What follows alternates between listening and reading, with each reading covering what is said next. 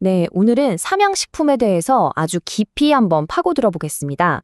최근 실적은 어땠는지, 그리고 앞으로 투자자로서 우리가 어떤 성장 포인트를 눈여겨봐야 하는지 핵심만 딱 짚어서 설명해 드릴게요.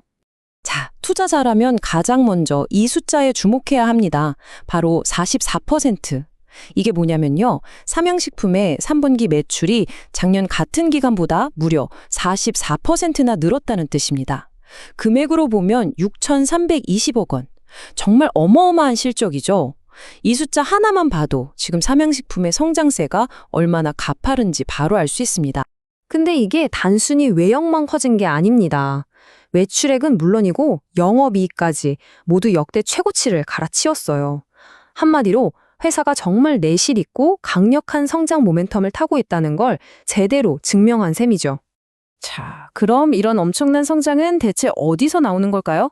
그 비밀은 바로 여기에 있습니다.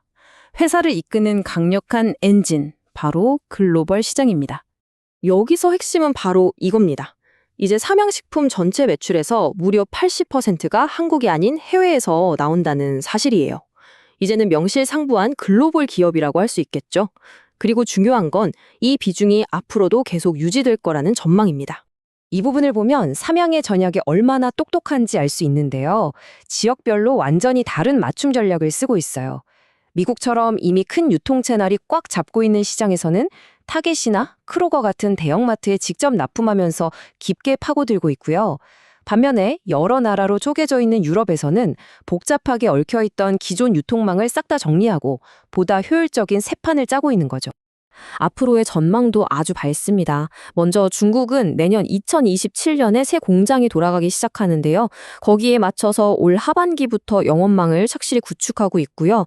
미국에서는 가격 인상 효과까지 더해져서 올해 2026년에만 매출 6천억 원을 기대하고 있습니다. 그리고 유럽, 아까 말씀드린 유통망 정비가 올해 1분기에 끝나면서 본격적인 성장이 시작될 걸로 보입니다.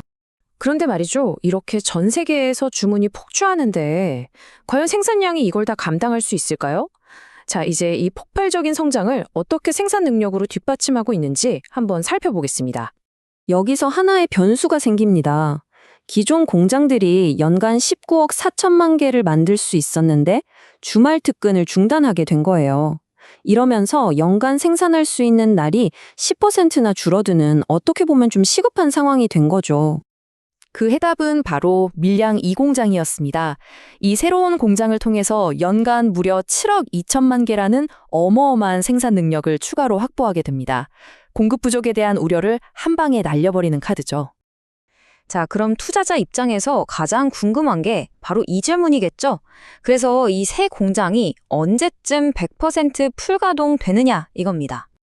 네, 지금 당장은 인력 채용 문제 때문에 야간 가동이 완벽하진 않지만 회사 계획은 명확합니다.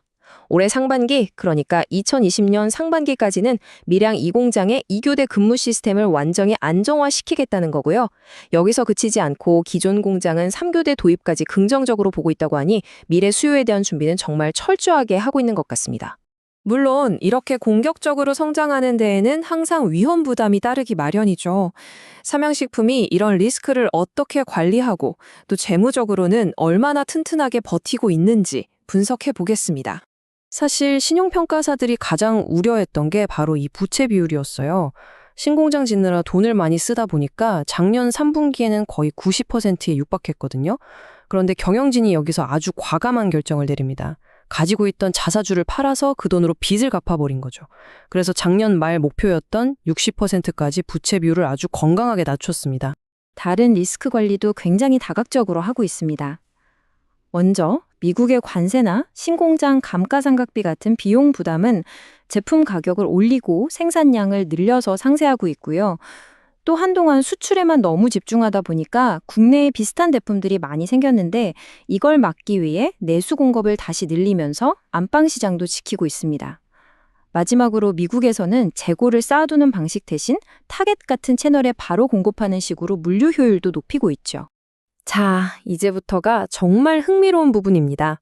지금까지 말씀드린 이 모든 조각들이 2027년 그리고 그 이후를 향한 삼양의 더 큰 그림과 어떻게 딱 맞아떨어지는지 한번 보시죠.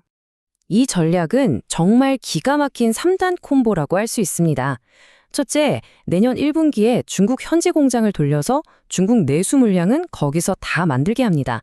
둘째, 그러면 국내 생산 능력의 30% 정도가 비게 되죠? 셋째, 바로 이 남는 생산 능력을 지금 폭발적으로 성장하고 있는 미국과 유럽 시장에 전부 쏟아붓는 겁니다. 정말 영리한 전략적 재배치죠. 그리고 삼양은 이제 라면만 보는 게 아닙니다. 소스 사업이라는 새로운 성장 엔진을 아주 강력하게 키우고 있어요. 지난 3년 동안 매년 100%씩 성장했는데 올해 2026년 목표는 매출 1,000억 원입니다. 물론 지금은 마케팅 비용을 많이 쓰고 있지만 경영진은 이 소스 사업을 미래의 확실한 캐시카우, 즉 현금 창출원으로 보고 있습니다. 마진율도 높고 기업 간 거래나 글로벌 프랜차이즈 시장으로 뻗어나갈 잠재력이 무궁무진하기 때문이죠. 해외에 직접 공장을 짓고 그로 인해 확보된 생산력을 서구 시장에 집중하고 동시에 소스 같은 신사업을 키워나간다. 삼양은 이런 큰 그림을 착실하게 그려나가고 있습니다. 과연 이런 전략적인 움직임들이 삼양을 단순히 라면 잘 파는 회사를 넘어서 진정한 글로벌 식품 기업의 반열에 올려놓을 수 있을까요? 우리가 앞으로도 삼양의 행보를 계속 주목해야 하는 이유입니다. 본 내용은 특정 종목 추천을 위한 영상이 아닙니다. 또한 투자 판단을 위한 근거 자료로 적합하지 않을 수 있습니다. 모든 투자의 최종 판단과 책임은 투자자 본인에게 있다는 점을 명심해 주시기 바랍니다.